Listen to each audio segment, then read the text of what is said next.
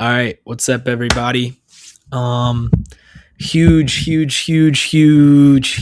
event going on this weekend. At the top of the card, we've got Ilia Topuria versus Justin Gaethje, unifying the lightweight championship.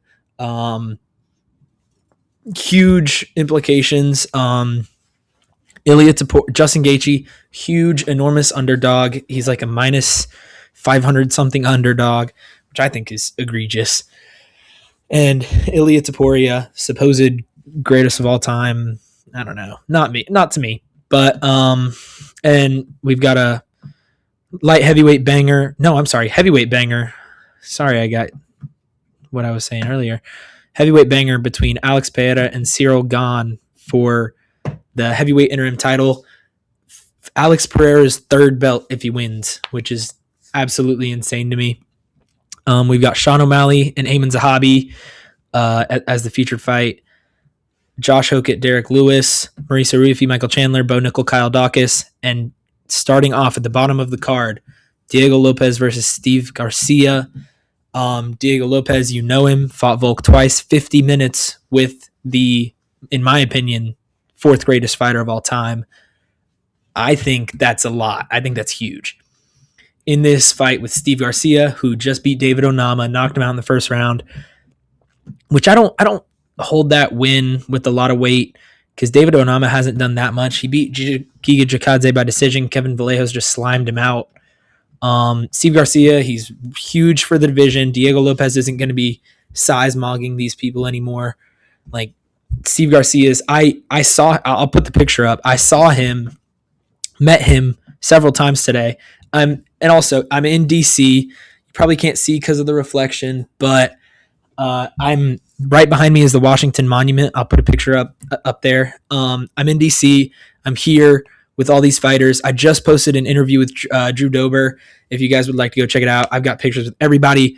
I got pictures with Alexandre Topuria, Justin Gaethje, Steve Garcia. I almost got a picture with Aiemann Zahabi and GSP, but they were in a rush. A lot of cool names. I'll be putting it on my Instagram. You guys go check it out at John Connor MMA. Follow my personal at John Connor Cuff. Hit me up if you want to see me find anyone and ask for interviews. But yeah, Diego Lopez, he's a brawler. He's got great jiu-jitsu, but not very good wrestling, if that makes sense. And Steve Garcia, Diego Lopez just like, if he can't finish you on the ground, he's going to get reversed. And I think Steve Garcia has great ground and pound for stuff like that. I think Steve Garcia is going to win. I think Steve Garcia is going to win by round 2 TKO. Yep. I've got Steve Garcia by round 2 TKO. I think Diego Lopez, he's going to overextend and get caught, or he's going to get a takedown and get reversed, or something along those lines. Steve Garcia is just too accurate, too punctual. He's not as brawly, but like that's what Diego Lopez wants, is he wants you to brawl with him like John Silva, like Dan Ige, which is his like second best win. But I don't know, man. I think Steve Garcia, I think this is going to be like a changing of the guard moment type of deal. Steve Garcia, he's coming up in the division. He's young. He's hungry. I met him today. He's a really cool guy. This isn't biased. I was already planning on picking Steve Garcia before I met him. But yeah, man, I've got Steve Garcia by round 2 TKO. Moving on. Bo Nickal, man. Bo Nickal, he's going to slime out Sean Strickland on the White House North lawn next year. We've got Uncle Bo versus Kyle Daukaus. Pretty not decent fight for the middleweight division. Bo Nickal, everyone knows him. Beat up Paul Craig by dominant walk-off decision. And then just recently lost to Reiner de Ridder and then came back with a win over Rodolfo Vieira with an insane head kick in the third round. Dominated him the whole way through and then head kicked him into oblivion in the third round. Versus Kyle Daukaus. I also met Kyle Daukaus. He's a cool guy. Talked to him for a minute. He said he liked my hair because we have the same hair. Kyle Daukaus, he's really tall. He's the Darce Knight. I think if Bo Nickal shoots a sloppy takedown, he's going to get submitted. I don't I don't know. This is a really hard fight for me to pick. I think it's probably the second closest fight on the card, which we'll get to later. But I think Kyle Daukaus is probably, I think they're equal on the feet, okay? I think they're equal on the feet. Kyle Daukaus did knock down and submit Gerald Meerschaert in the first round, which is pretty cool.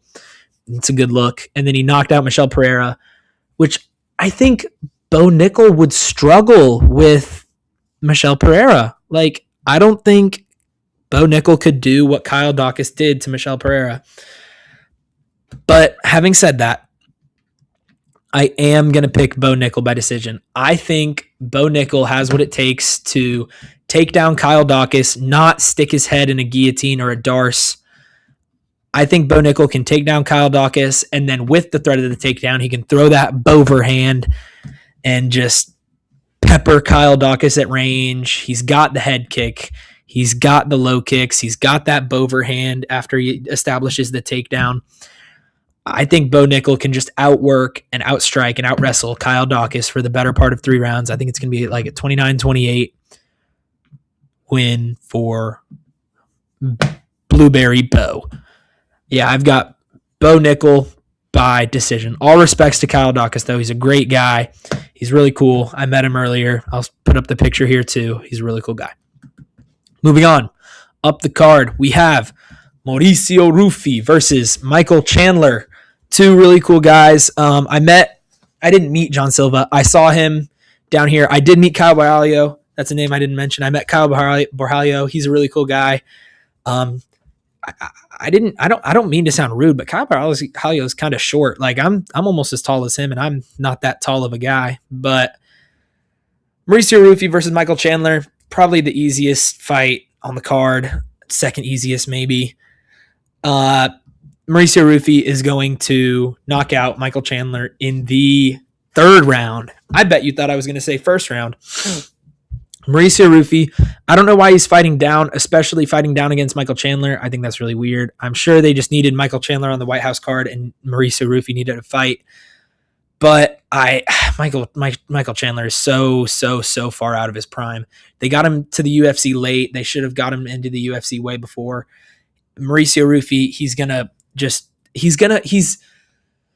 not throwing as much volume as he did when he first got into the UFC, right? After he lost to Benoit, he has been learning. He has been working on his cardio, working with Volk, which I think is a huge improvement from the Fighting Nerds. Like, as I like the Fighting Nerds, but they're more of a gimmick kind of team than an actual, like a Sarah Longo or a ATT or a wherever Trevor Whitman's gym.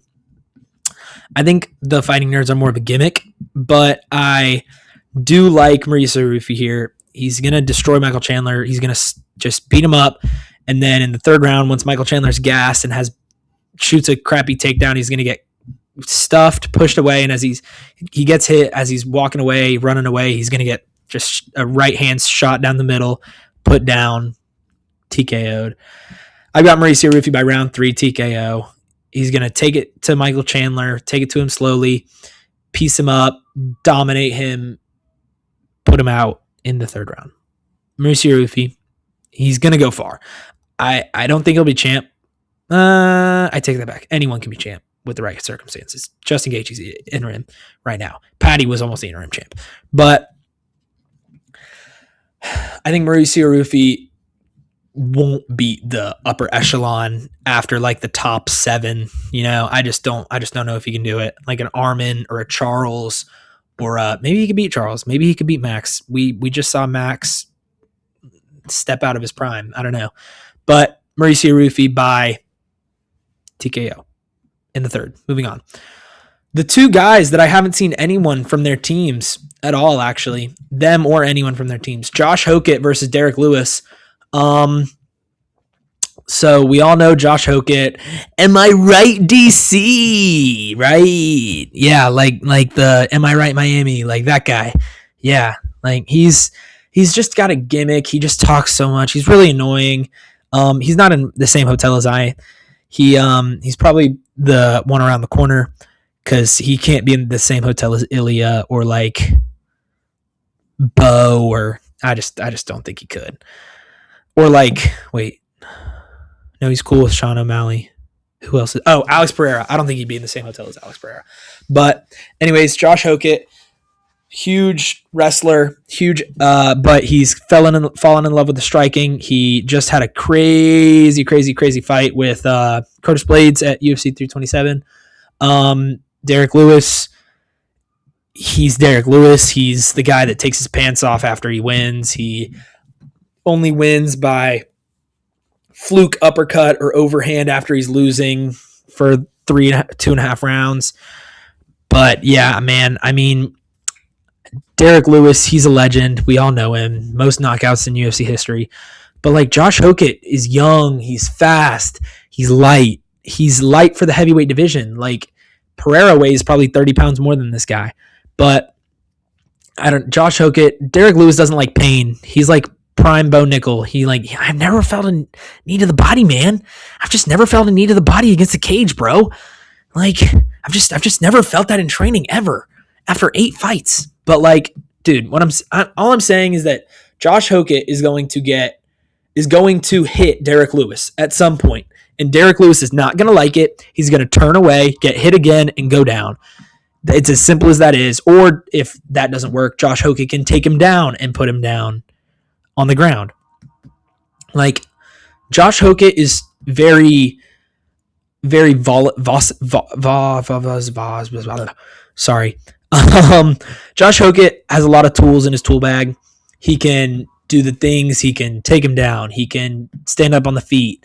As long as he doesn't get like an overhand to the face. Like, I think he's smart enough not to do what he did in the Curtis Blades fight against Derrick Lewis. Because Derrick Lewis can take like 3 punches and then knock you out. Like, Derrick Lewis is strong and he has the opportunity to win. Do not get me wrong. If Josh Hokit goes in there and just like swings his fists, he's going to lose. If Josh Hokit uses no strategy, he's going to lose. But assuming he has any kind of strategy at all ever, he's going to win. I've got Josh Hokit by TKO in the first round. I think this card could be all finishes. Like, I know I said, what did I say? I said TKO for this. I said decision for this, but I think this could be a finish. If Kyle Daukaus wins, it's going to be a finish. I think Bo Nickal can only win by decision. This is obviously going to be a finish. That's like, what am I talking about? And they're 2 blobs. They're not going to the decision. I've got Josh Hokit by TKO. Moving on to the featured fight of the card. Another guy who I haven't seen a lot of this weekend so far, Sean O'Malley, former bantamweight champion, really only lost to Merab. He's only lost to Merab. Don't say he lost to Song Yadong because he didn't. Song Yadong did not win that fight, no. He did not. Sean O'Malley won rounds 1 and 3 clearly. Okay, round 1 was close, but it wasn't like clear for Song Yadong. But anyways, former bantamweight champion, beat Aljamain Sterling. Deny the circumstances or not, he beat Aljamain Sterling fair and square. Beat Chito Vera, beat the brakes off Chito Vera, lost to Merab by decision, lost to Merab by submission, and now is coming off of a win over Song Yadong.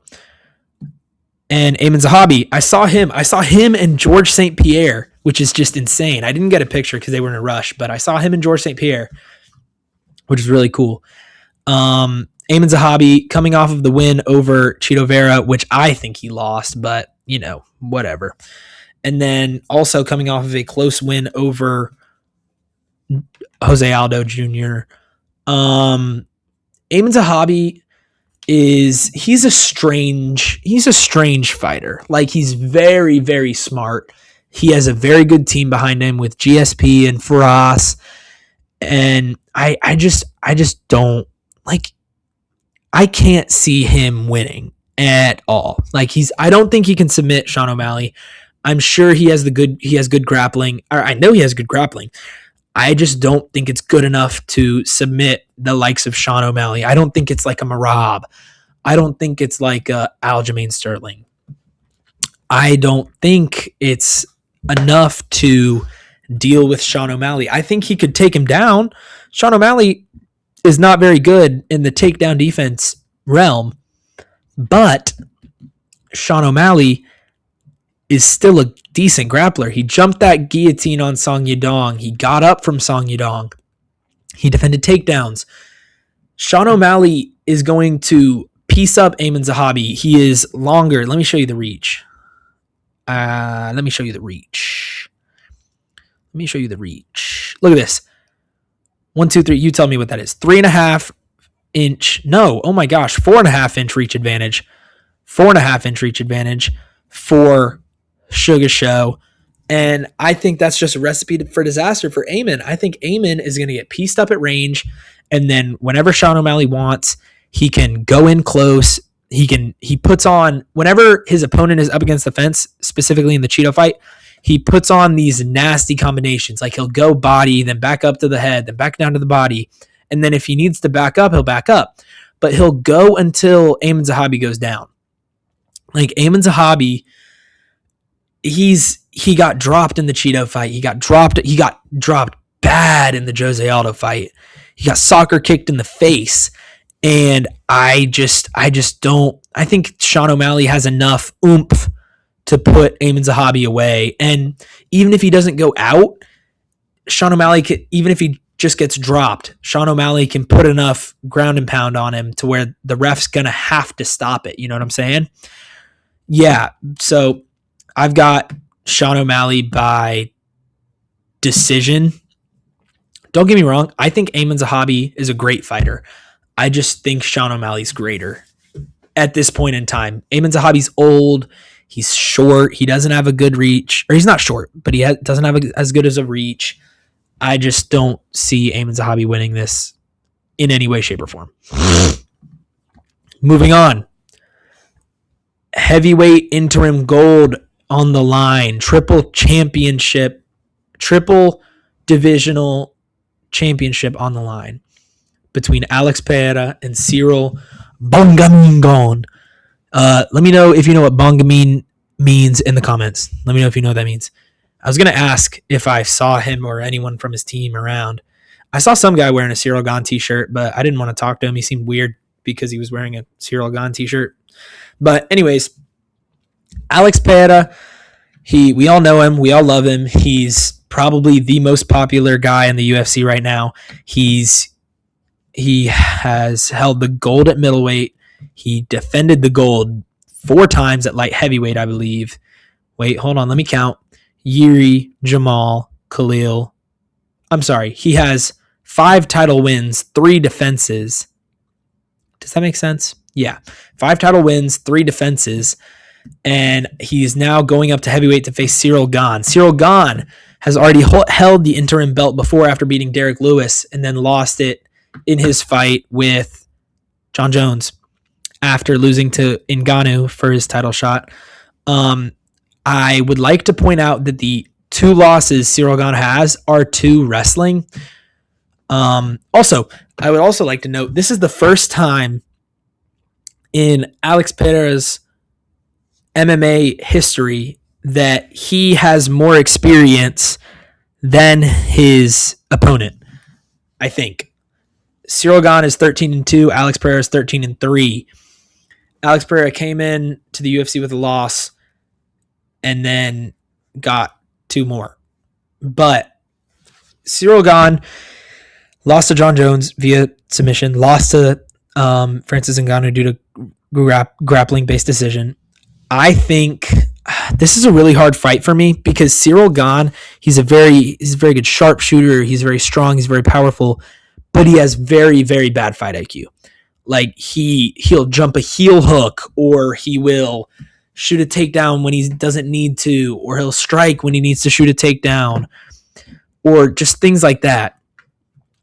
And I think that all of these guys that Ciryl Gane is dominating, they're fat blobs like Tai Tuivasa or Sergey Spivak, and like I know everyone's gonna say have the whole Tom Aspinall, he was beating up Tom Aspinall.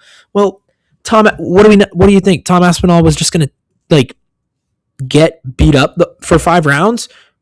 Like I know that there was a stoppage, he got poked in the eye, whatever. Ciryl Gane's a dirty fighter. I kind of agree. If you go watch back the Tai Tuivasa finish, he goes literally like bang, to the back of Tai Tuivasa's head with a freaking downward hammer fist, but that's besides the point. Ciryl Gane, I think Ciryl Gane is going to lose. I think Ciryl Gane is going to lose by decision to Alex Pereira. I think this is going to be Pereira's first 5-round decision. Second. He went to decision with Magomed Ankalaev. Second 5-round decision in the UFC. I think Ciryl Gane just doesn't have what it takes. I think every time he gets close to that title, he's going to lose. He loses it. Every time he fights one of these superstars, he loses. Ngannou, Jones. He didn't lose against Aspinall. It was a no contest, but I still think he was going to lose. And Alex Pereira, I think Alex Pereira can kick the legs. I think he can throw high kicks, which I think Ciryl Gane is very susceptible to. I think Pereira could throw like a jab head kick, like a 1-2 Bobby Knuckles head kick, and put down Ciryl Gane. Like for example, in the second Yuri Prochazka fight, Alex Pereira puts him down with that head kick. I think he could do the same thing to Ciryl Gane. I think Pereira is going to win by decision or like late round 3 TKO, 2 or 3 if it's a finish. But yeah, I've got Pereira by decision or like early-ish TKO. And he's going to become the first triple champ in UFC history, which is absolutely insane. That pushes him up to like 1 or 2 best fighters of all time. But anyways, moving on, the main event of the evening, we've got Ilia Aptoro, Top Toro, Ilia Topuria versus Justin Big Rufus, the highlight Gaethje. I just met Justin Gaethje literally like 30 minutes ago. He's a really cool guy. I got a picture with him. I'll try to put it up on screen.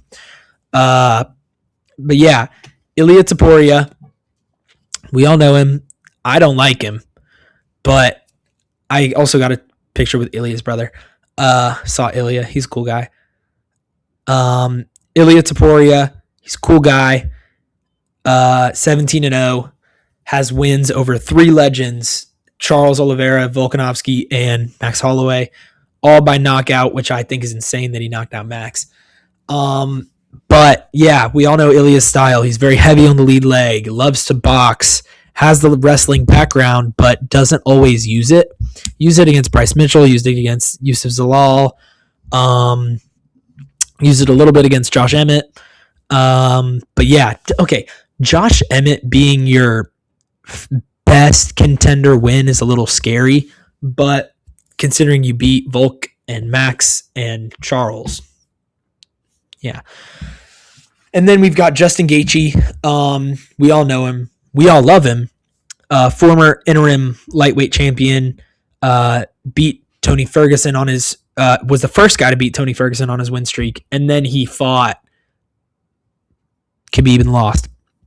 But he has wins over Barboza, over Poirier, over Fiziev twice, which I think are kind of underrated.